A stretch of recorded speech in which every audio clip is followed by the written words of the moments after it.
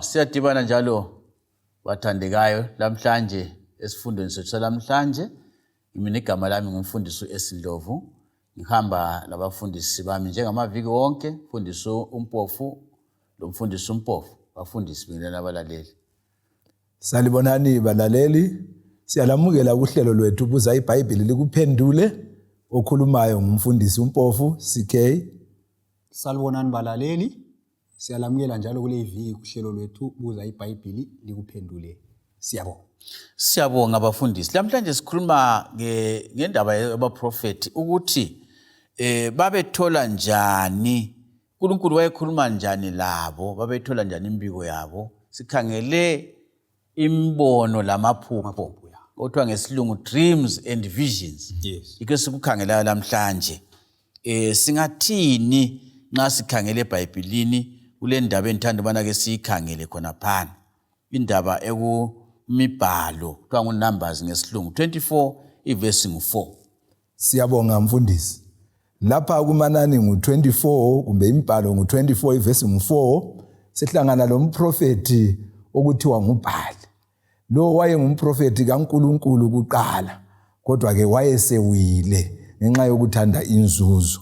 So evesini lesine lapha iBhayibheli lithi lona ke ilizwi lozwayo amazwi kaNkulunkulu, obonayo umbono ovela kuSomandla, ozuza ilizwi kuvuleke amehlo akhe. Nguye okhulumayo lo uBhalaki.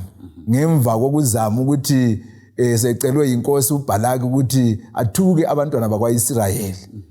uNkulunkulu ke wamnika isixwayiso ukuthi ungahambi, kodwa ke wagcina efuna ukuhamba ngoba wayethenjiswe umvuzo. Ngenxa esehambile ke esefikile ke uzithola sekhuluma amazwi avela kuNkulunkulu kunokuthi akhuluma amazwi aphikisana loNkulunkulu, ngoba uNkulunkulu wayekhuluma kuye ngembono. Ngenye indlela mfundisi, uNkulunkulu udaba lwakhe lanxa undoda lo wayesewile uBhalami esifunda ngaye ukuthi hayi wayesewile la, kodwa uNkulunkulu ngenxa ukuthi udaba lwalungolwakhe wambamba ngamandla ukuthi hayi awukhuluma kwakho alukhuphe njengoba ke lunjalo. Nxa sifunda indaba nalesi sithi ukuthi wakhuluma into ezimangalisayo, lezi prophet ezimangalisayo kakhulu, kutshengisa ukuthi udaba kasilo lwakhe. Ngiyabona siyakugcizelela balaleli ukuthi umthombo weqiniso lodaba nguNkulunkulu ngokwakhe. Kunjalo. Sithini ngembono lamaphupho. Kunxewe kukuhle ukuthi ke sikuthi kafitshana abalaleli bahambe lathi. Ukuthi umbono kuyini, iphupho kuyini, kambe ungaphupha yini ukhangele kumbe kumele uqale ulale. Siyabonga. Engeke singakugcizelela lapha ukuthi okuthiwa ngumbono, isikhiwo okuthiwa ivision. Yindlela uNkulunkulu aziveza ngayo. Kungenzakala loba umuntu ekhangele. Kumbe engabe ehlezi kumbe engabe ehamba kodwa uyabe engalalanga. Ngumbono lo. So uNkulunkulu uyakwanisa ukumtshengisa izinto ekhangele. Then iphupho ngenye indlela uNkulunkulu aziveza ngayo. Kodwa kwenzakala umuntu esebuthongweni. uNkulunkulu umfinyelela emtshengisa okuthile umuntu esebuthongweni. Kodwa zonke lezi zindlela uNkulunkulu aveza ngazo isambulo sakhe kumbe udaba lwakhe afuna luye ngaphi? Ebantwini. Uyasebenza ngamaphupho. Yes. Uyasebenza ngamaphupho la ngemibono. Kodwa engcenye sisiya phambili lapha siza kubona ukuthi ayisikuthi wonke umuntu ophuphayo uphiwe nguNkulunkulu. Anto yebona indaba. Ngoba silokho lapha futhi ukuthi kule mithombo emibili. uNkulunkulu uyaletha udaba lwakhe efuna ukusindisa abantu. Ukanti uSathane laye uyaletha udaba lwakhe efuna ukwedukisa abantu. So kumele ukuthi siqaphele sibili kakhulu indaba yamaphupho leyi, ngoba ngenye indlela uSathane angayisebenzisa ukudukisa abantu. So sibiyele eBhayibhelini futhi. Ngenye indlela mfundisi, asiyo wonke amaphupho avela kuNkulunkulu. Yes, kunjalo. Ayisiyo yonke imbono evela kuNkulunkulu. Kunjalo. Kuthini ke lapho nxa sibala eBhayibhelini? Ngabona ngoKorinto 2:12 verse 2 kusiya ku4. Siyabonga. Lapha ke sithola esinye isibonelo esendlela uNkulunkulu ayatshengisa ngayo uPaul umbono othile. Ithi yona lapha, ngiyamazi umuntu enxa ungayiphindi kwenza ukuthi abalaleli bayibambe. Kwaba seKorinto 2:12 ivesi ngu2 sisiya ku4. Ithi yona lapha, ngiyamazi umuntu ekuKristu sekudlule iminyaka eli10. Owahluthulwa wasiwa kwelesithathu izulu. Loba wayesemzimbeni loba wayengaphandle komzimba kangazi, uNkulunkulu owaziyo. Ibisisithi yona, yebo ngiyamazi umuntu onjalo, loba wayesemzimbeni loba wayengekho emzimbeni kangazi, uNkulunkulu owaziyo. Ukuthi wahluthulwa wasiwa eparadise wezwa amazwi angakhulumekiyo ongavunyelwa ukuba umuntu awakhulume. So lapho uPaul le uyaveza ukuthi wathathwa ngokombono. Wayekhuluma sengathi ukhuluma ngomunye umuntu. Kodwa kwakunguye lapho. Ekhuluma lebandla laseKorinte. So uthi yena wayekhuluma ngephupho elenzakala iminyaka engu-14 edlulayo. Ukuthi yena wathathwa wahanjiswa ezulwini lesithathu. Kwangathi ukhona khona ngale. Kodwa yena engeke. Wezulimi wezwa amazwi awezulwini khona angajwayelekanga. Yikho kutsho lapha. So sibona ukuthi eminye imibono leyi abaprofeti iyabathatha sike sakuthinta iviki eliphelileyo. Uyatshengiswa into abe angathi kwenye indawo kodwa yena engekho kusembonweni kumbe kusephutsheni elithile ephiwa ngubani uNkulunkulu ethunganyelwa ngumoya oyingcwele. Mfundisi nxa kumbe kuzasikipha kangikwazi. Kulokunye okuthiwa ngama near death experiences. Okuthiwa umuntu engayethena ngibe sengifile ngabona ingilosi sithi phenduka ungabuyi. Alright. Ukhanya ngathi lokho izinto sokuvamile kulezi insuku. Kulabantu asebesithi hayi bese ngiphose ngafa. Ezikhathini eziningi abantu bona laba okwenza ukuthi sibone ukuthi abathunyelwe ngumoya oyingcwele. Ukuthi izinto eziningi ababezikhuluma ziyabe ziphikisana leBhayibheli. Izinto eziyabe zingathi abantu abafileyo bayakhuluma labaphilayo. Kanti iBhayibheli yona iyakwala ukuthi abantu abafileyo bayakhuluma labo bani labaphilayo. Abeze science ke bazama ukuthi bakuhlole okuyizinto okunjalo nxa kuyabe kukhona kusenzakala. Ezikhathini eziningi kubonakala ukuthi umuntu wani uyabe vele engafanga. Kodwa kuyabe kube lenye condition nje ezempilakahle ebekhona. Bese kusenzakala okunye okuyizinto engcenye abe kucabangela yena engqondweni yakhe ngenxa yokuthi uyabe lomkhuhlane maybe kumbe lo lutho ole condition ethile ezempilakahle. Kodwa uyabe engafanga lo umuntu ngoba into ayikhulumayo iyabe vele iphikisana lo mthombo kaNkulunkulu leBhayibheli. Yikho esibona khona ukuthi lokho kakuveli kuNkulunkulu. Singakakuchiyi khona lapho mfundisi anti engxenye into lamaphupho ngokwawo. Yes. Ukuthi kwesisikhathi umuntu uyadla kakhulu ntambama lapha abese qumba. Amaphupho wona ayimihlobo eyachiyechiyene. Kwesinye isikhathi umuntu uyabe lento engcenye vele imhlupha atshone ecabanga ngayo imini yonke. Abese sola ubuthongo apho ngulala mbijana sokuphenduka kuyinto lokho yakhe. Kwesinye isikhathi kuyakwanisa ukuphenduka sokuhlangene ngoba uyabe ediniwe ingqondo zami kulala. Abese bona ngathi engcenye liphupho. Abanye njalo uyabe phuza ukudla. So nxa isiyalala lapha ukudla kuyabe kungakagayeki emzimbeni. So ingqondo yayo ifuna ukuphumula ngapha kumele kugaye ukudla. Khona phana nxa kusenzakala isystem yomzimba isasebenzi kuhle. So uqalisa ukubuya kunye kuyizinto sephupho kunye kuyizinto ongathi kuhlangene. So into amaphupho lawo ayisiwo esinjani esikhuluma ngawo. So wonke umuntu obuya esithi ulephupho elithile kumele ahlolwe singakamkholo. Ahlolwe ngani ngeBhayibheli. Nxa ethi ngiyaphutshiswa. Yes. Ngiyaboniswa. Yes. Kumele ahlolwe ngeBhayibheli. Hlolwe ngeBhayibheli. Siyabonga mfundisi. Hayi indaba emnandi balaleli indaba yamaphupho lendaba yembono. Sifundani mfundisi laphana endabeni ekaDaniel. Sikumanani laphana mfundisi. Umanani alright umanani ngo12 verse 6. Siyabonga. Umanani lanxa kunjalo. Umanani ngo12 verse ngeka6. iBhayibheli lithi lona ke zwanini amazwi ami. Uba kukhona umprofeti phakathi kwenu. Mina Nkosi ngizaziveza kuye ngombono. Ngikhulume laye ngephupho. Lanxa imithombo imibili. Umlimu indlela ayisebenzisayo embono lamaphupho uyayisebenzisa. Kodwa kuqhakathekileyo ukuthi thina sokumele sihlole imbono leyi lamaphupho lawa sisebenzisa ilizwi likaNkulunkulu. Singabona umbono ongahambelani ngalokho okuselizweni likaNkulunkulu kuthi ukuthi kawuvelanga kuNkulunkulu. Lephupho singalibona lingahambelani ngalokho okuselizweni likaNkulunkulu kuthi ukuthi kaliveli kuNkulunkulu livela kulo ozenza uNkulunkulu ongasuye uNkulunkulu. So ke kuqhakathekile ke ukuthi imbono siyayithola kuba prophet beqiniso lamaphupho futhi siyawathola kuba prophet beqiniso.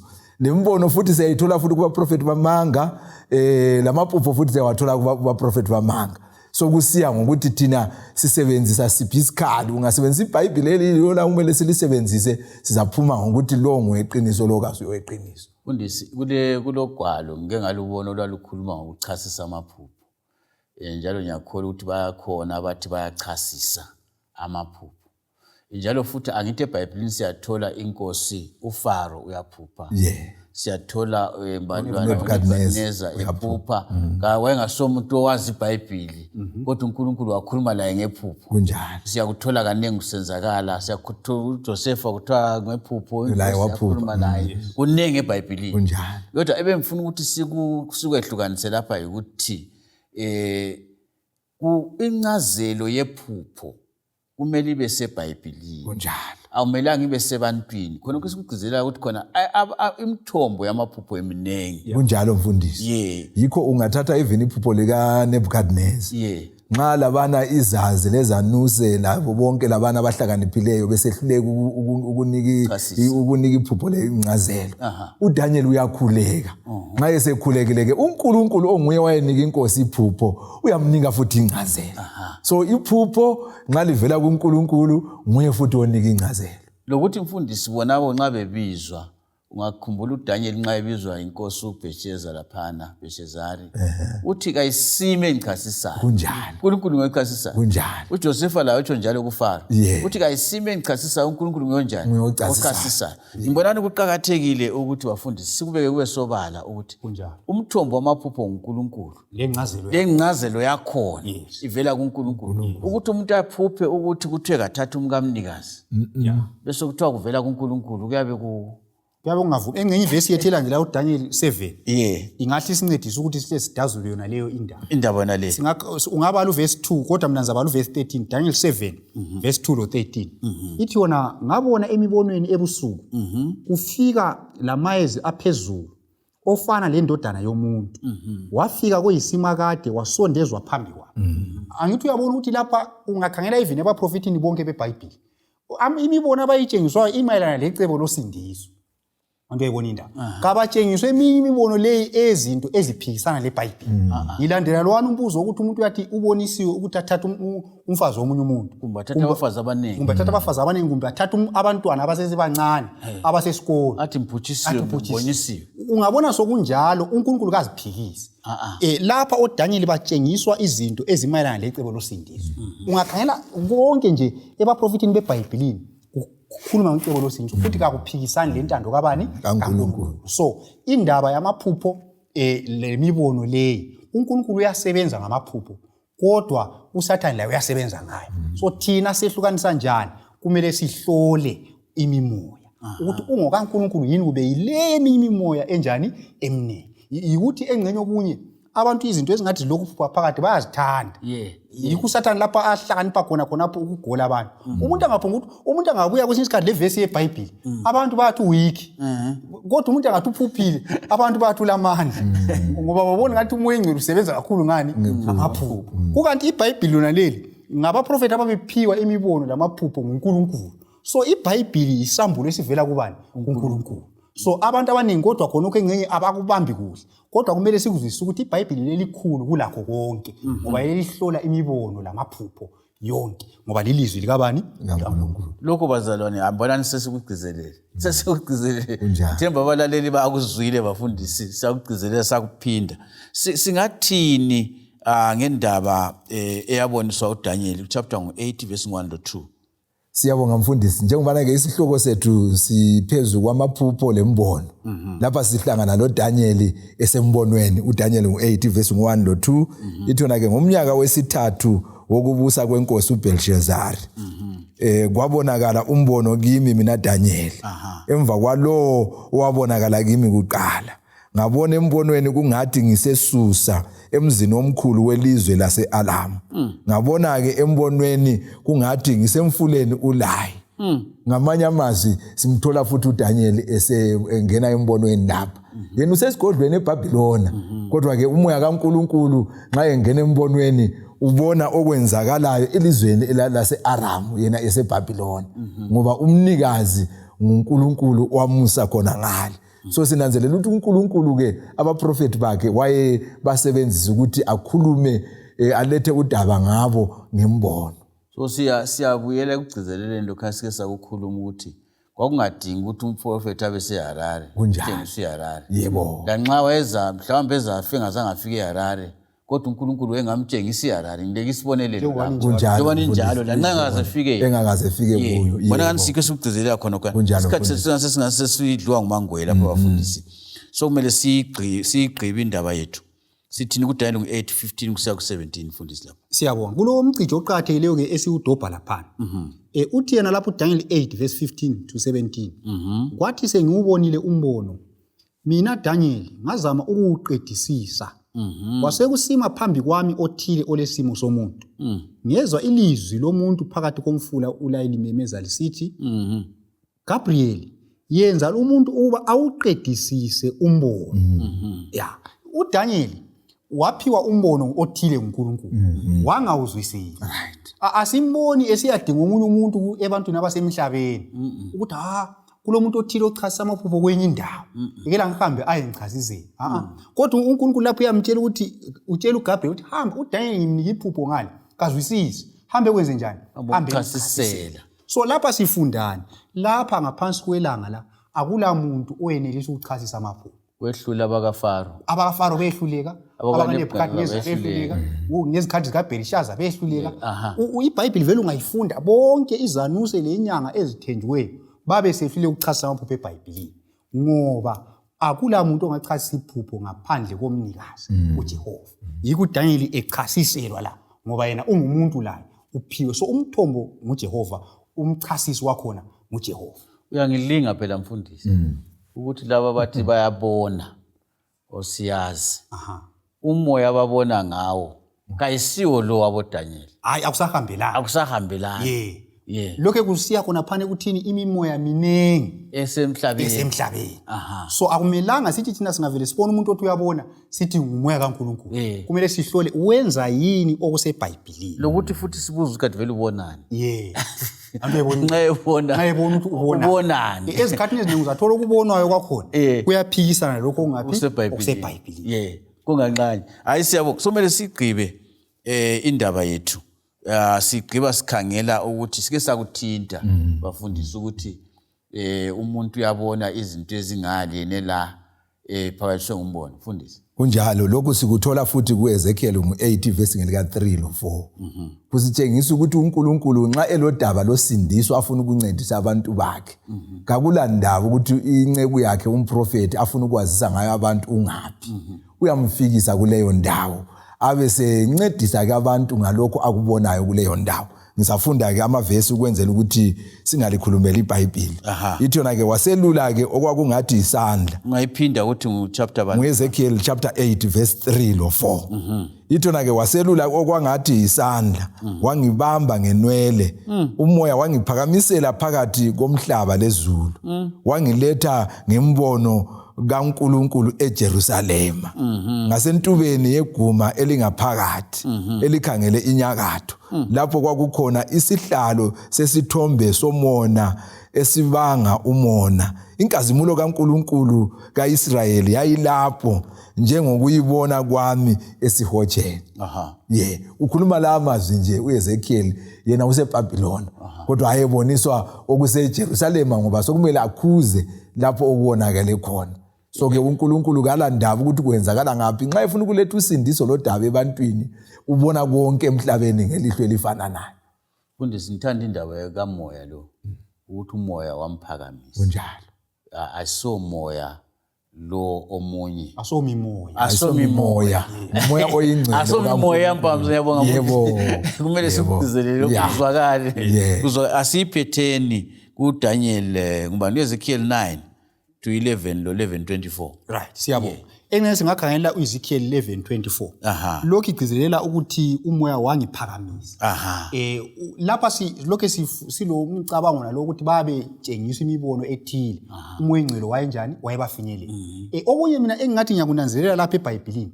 Kukhanya ngathi abaprofeti laba bona babe ngeke batshela abantu ukuthi uzaprofita isikhathi bani. Ngoba umoya engcwele ufika ngesikhathi sakhe. Umprofeti angeke athi libuye ngesikhathi esingaka. Uzabuya ngesikhathi esingaka. Hayi lokho ngintando kaNkulunkulu. Ngokunye futhi engubonayo. Okunye futhi okukhanya eBhayibhilini lapha ukuthi abaprofeti laba kukhanya ngathi ukubona imbono lokho kwakubasinda. uEzekiel uthi isandla sikaNkulunkulu sasisinda phezukwana.